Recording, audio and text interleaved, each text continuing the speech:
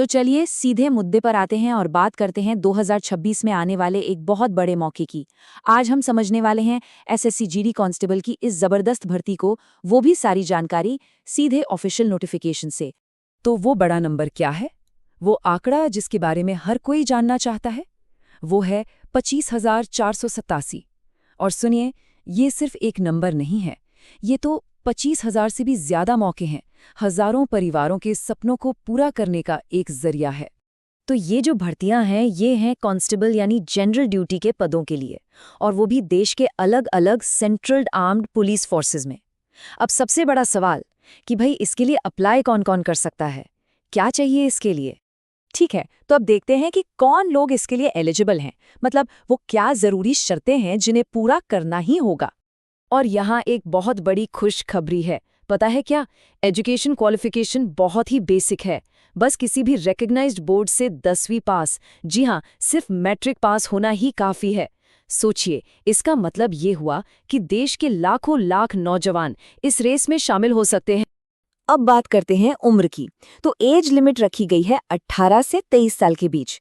लेकिन हाँ, एक बात ध्यान में रखनी है कि जो रिजर्व्ड कैटेगरीज के उम्मीदवार हैं उन्हें सरकारी नियमों के हिसाब से एज रिलैक्सेशन यानी उम्र में छूट भी मिलेगी।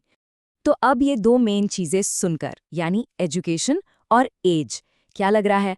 क्या ये मौका अपने लिए बना है? अगर दिल से आवाज आ रही है हाँ, तो फिर आगे की एक एक बात बहुत ध्यान से सुनिएगा, क्योंकि वो बहुत काम की होने वाली है। ओके, तो अब जरा इन 25,487 भर्तियों को तोड़कर देखते हैं, मतलब इनका पूरा ब्रेकडाउन समझते हैं। आखिर ये जानना तो बेहद जरूरी है ना कि किस फोर्स में कितनी नौकरियां हैं, तभी तो अपनी चॉइस सेट कर पाएंगे। तो जो सबसे बड़ा चंक है वो देखिए सीआईएसएफ के पास है, यानी सेंट्रल इंडस्ट्रियल सिक्योरिटी फोर्स। पूरे 14,595 पद। आप अंदाजा लगाइए, ये तो कुल वैकेंसी का आधे से भी ज्यादा है।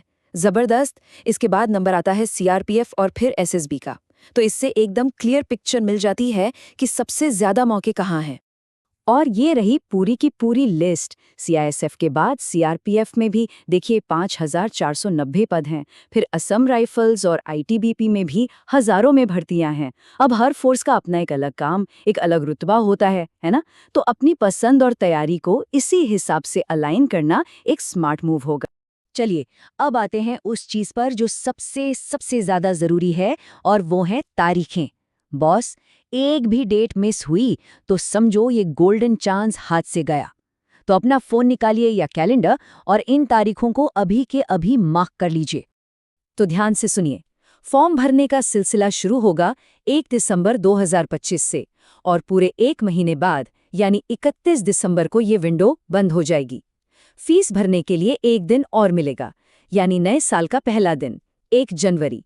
और हाँ, एक अच्छी बात यह है कि अगर फॉर्म में कोई गड़बड़ हो भी जाए तो घबराना नहीं है। 8 से 10 जनवरी के बीच उसे ठीक करने का भी मौका मिलेगा। और फिर असली मैदान में उतरने का वक्त, यानी कंप्यूटर बेस्ड एग्जाम, वो होगा फरवरी से अप्रैल 2026 के बीच।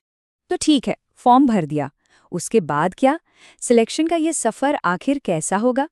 देखिए, ये सिर्फ एक एग्जाम नहीं है, बल्कि इसमें कई पड़ाव हैं। तो चलिए इस पूरे रास्ते को एक एक करके समझते हैं। तो देखो, सिलेक्शन के कुल मिलाकर 4 स्टेजेस हैं। सबसे पहला और सबसे क्रूशल है कंप्यूटर बेस्ड एग्जाम। जो इसे क्लियर करेगा वही आगे बढ़ेगा। अगला पड़ाव है फिजिकल टेस्ट, यानी पीएटी और पीएसटी, जहां शारीरिक फुर्ती और दमखम देखा जाएगा।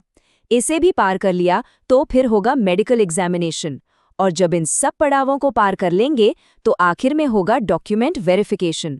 याद रखिए, हर स्टेज अपने आप में एक दरवाजा है जिसे पार करना ही होगा। चलिए, जाते जाते कुछ बहुत ही जरूरी बातें और जान लेते हैं। इन्हें हल्के में बिल्कुल मत लीजिएगा, क्योंकि ये वो छोटी छोटी गलतियां हैं जो अक्सर लोग कर बैठते हैं और फिर बड़ा पछतावा होता है। पॉइंट नंबर 1, फॉर्म सिर्फ और सिर्फ ऑनलाइन भरा जाएगा ssc.gov.in पर, कोई दूसरा तरीका है ही नहीं। पॉइंट नंबर 2, अप्लाई करने से पहले अपने स्टेट की वैकेंसी लिस्ट जरूर चेक कर लेना। और तीसरा, जो सबसे जरूरी है, ये डबल चेक कर लेना कि सारी एलिजिबिलिटी शर्तों को पूरा करते हैं या नहीं, क्योंकि एक जरा सी चूक फॉर्म रिजेक्ट करवा सकती है। तो सारी जानकारी अब सामने है, पर अब सवाल सिर्फ ये नहीं है कि अगला कदम क्या होगा। असली सवाल तो ये है कि इस मौके को हकीकत में बदलने के लिए कोई कितनी मेहनत करने को तैयार है। क्योंकि याद रखिए, तैयारी सिर्फ एक स्ट्रैटेजी नहीं है, ये तो एक जुनून है, एक जिद है।